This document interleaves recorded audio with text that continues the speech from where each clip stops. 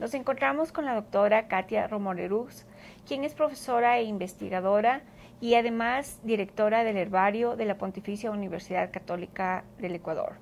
Doctora, ¿cómo surge la idea de estudiar e investigar las moras en el Ecuador? Bueno, primero gracias por la entrevista y les voy a contar rápidamente la historia desde el principio.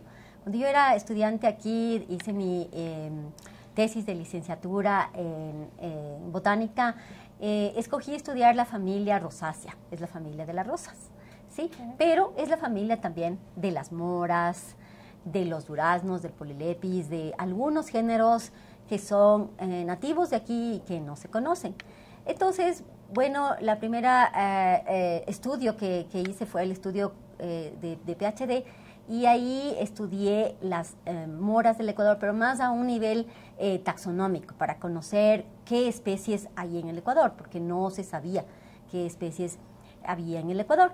Y de ahí, bueno, cuando regresé, vine a la docencia, un poco ya se quedó eso, pero hace un par de años empezamos un trabajo con uno de mis estudiantes, con dos estudiantes realmente, y propusimos un proyecto para aquí, para la Universidad Católica, un proyecto PUSE, y además estamos dentro del proyecto ARCA, el proyecto ARCA, que también es el ARCA de Noé. Y con esos dos proyectos nosotros decidimos hacer un estudio de las moras del Ecuador. Ahí surgió la idea de hacer una guía digamos pequeña, en el que no solo estén los nombres y cómo se reconocen cada especie, sino también los usos y poner bonitas fotos para que toda la gente en el Ecuador conozca lo que tenemos, porque o sea, se conoce la mora de Castilla y todo el mundo dice, esa es la mora de Castilla y esa es una especie y esa nos comemos, pero realmente tenemos más de 20 especies nativas del Ecuador que no conocen.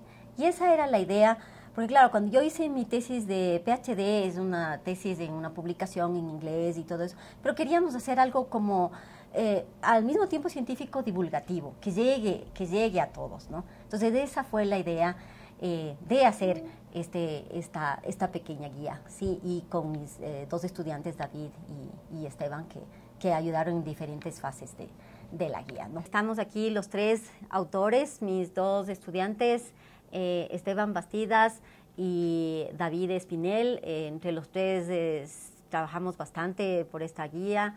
Esteban nos ayudó con las fotos, se daba contra la cámara para poder tener las mejores tomas. Bueno, usted nos comenta que hay aproximadamente 20 especies aquí en el país. ¿Hay alguna de estas especies es venenosa? No. Ninguna es venenosa. Eso es una característica de las moras, al menos de todas las moras del Ecuador y creo que del mundo en general, que no son venenosas, ¿sí? Es más, todas las de aquí, todas las que nosotros hemos estudiado, yo al menos he probado casi todas y todas tal vez no son tan ricas, pero tienen un buen sabor y ninguna es venenosa. O sea, de todas estas moras, por ejemplo, se podría aprovechar más, se podría hacer, qué sé yo, algún cruce, aprovechar más, porque hay moras que no es la mora de Castilla, pero que tienen, por ejemplo, más drupeolitas, que son estas bolitas chiquitas que nos comemos de las moras, que se podrían hacer cruces y hacer un mejoramiento genético. O sea, y esa es una de las ideas de dar esta guía para que se conozca qué hay, dónde están, cómo son, y se da una base para más estudios posteriores. Dentro de la guía nutricional, se podría decir, está ahora muy de moda los frutos rojos. Y se dice que tienen mucha vitamina C y que son muy poderosos para la piel. Claro, es que lo que pasa es que también tienen antioxidantes. Sí, entonces tiene, los rubus tienen antioxidantes. Rubus es el género de las moras.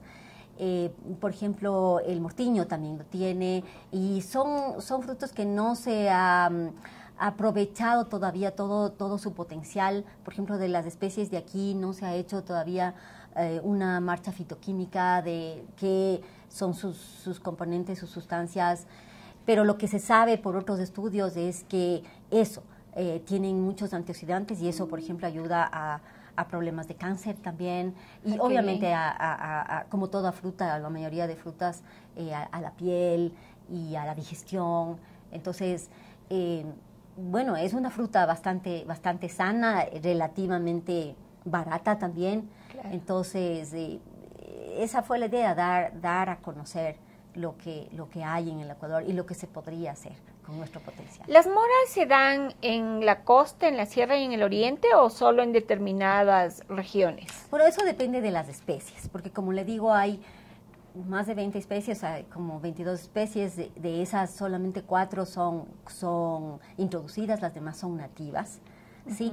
Entonces, hay especies que van, por ejemplo, hay una especie que nosotros hemos encontrado en la parte oriental y que crece incluso, no en la base de la Amazonía, pero hacia la Amazonía, en el sur oriente, y que crece incluso como una liana. Sí, entonces por eso hay una variedad también de hábitos que presenta, es decir, de formas de crecimiento, ¿no? O sea, la mayoría son como, ustedes han visto como unas lianas o que se curvan, como arbustos que se curvan, pero también hay, en este caso es una liana que sale de los árboles, o hay como en los páramos también hay. Entonces tienen una amplia distribución. O sea, por ejemplo, se distribuyen desde los 500 metros, hemos encontrado, hasta casi los 4.000 metros.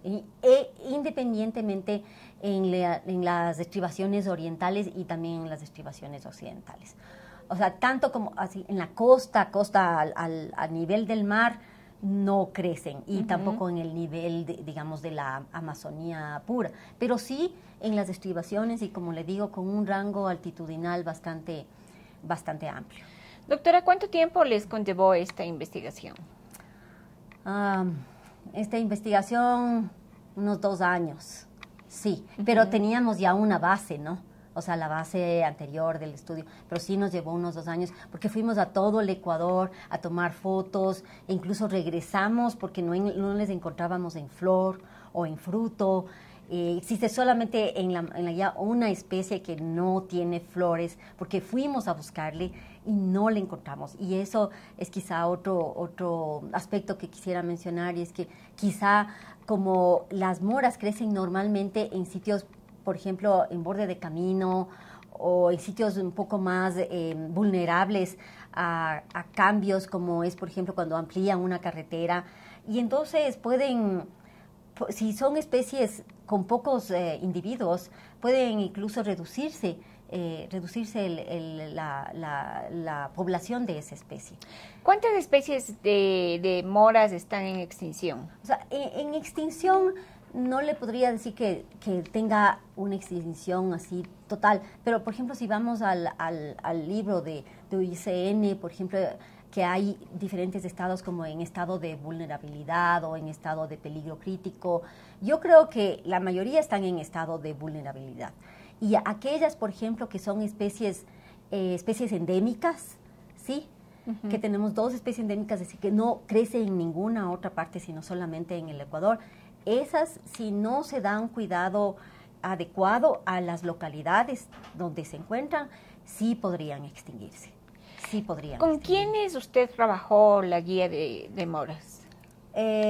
Bueno, como le mencioné, trabajamos en este laboratorio de botánica sistemática y también utilizamos el herbario QCA, donde están varias colecciones de rubus.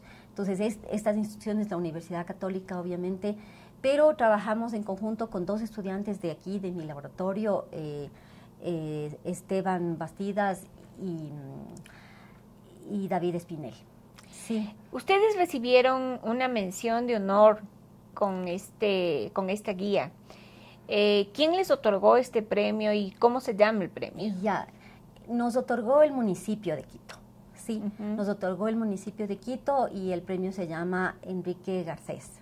Sí, entonces, sí, fue una mención muy, digamos, muy bonita y para nosotros, claro, un orgullo que nos hayan tomando en cuenta que hayamos ganado este premio, el evento fue muy conmovedor, muy bonito y bueno, nosotros estamos muy contentos de que la guía haya gustado.